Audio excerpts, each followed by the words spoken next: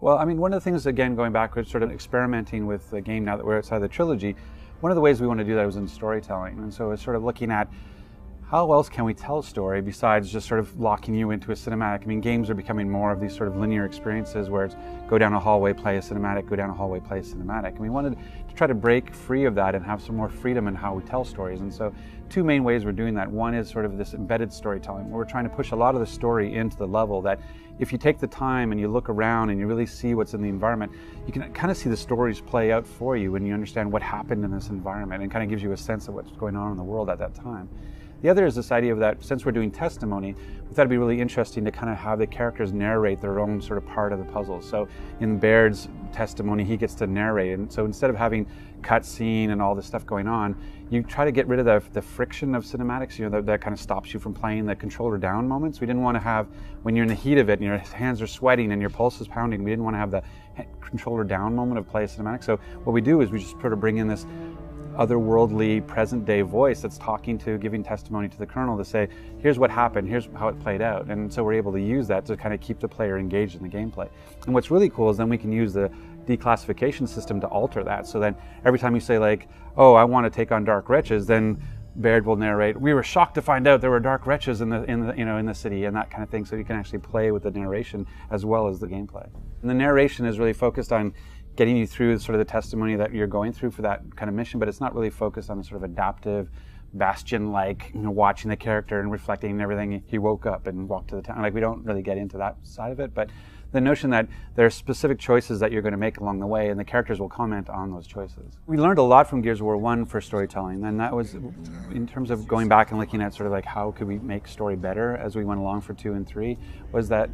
repetition is key. We always assume that people know what it was they were trying to do about the resonator. When we talk to people after Gears of War 1, you're like, so what were you doing and why were you doing it? And a lot of people couldn't really articulate that, and it spoke more to our level design and the interest they had in just gameplay, and less about them wanting to understand the story, because for a lot of them they didn't understand that they were rescuing Alpha Squad and deploying the resonator. And we found is because what we were trying to do was create these action-oriented cutscenes, and so you're under fire and you're getting your mission while you're dodging bombs, but because of that you're distracted and you're not listening to what's being told to you. And so we realized pretty early on we needed to say things more often to get that into the player and try to get characters outside of just like the commander to feed that to you. When we're trying to leverage that into judgment as well, it's like the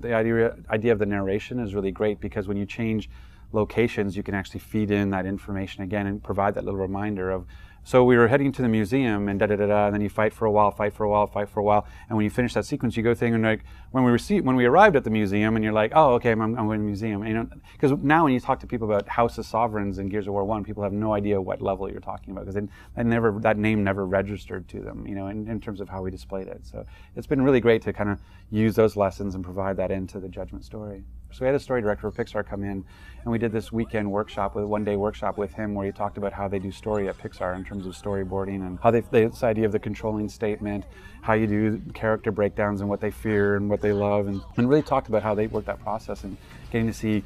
really cool behind-the-scenes video on things they had to throw away from the movies, but stuff like simple things like Woody's motivation through all 3 of the Toy Story movies were about the fear of abandonment, and so every movie was about that. And that's something when we think about now in terms of our storytelling, we think about what are the characters' motivations and how do we reinforce that and how do we use that into our storytelling. And so Matt Lunn has been giving talks at places like GDC and other industries, and they actually do a lot of other game companies, and it was just something that we've been trying to improve on storytelling, you know, since we started, and so this seemed like a natural way of getting a little bit of insight into how what we consider to be the best in the industry, how they tell stories, and what can we learn from them. It's been great as we sort of look at other projects about how we can use those sort of processes to think about characters and think about arcs and motivation.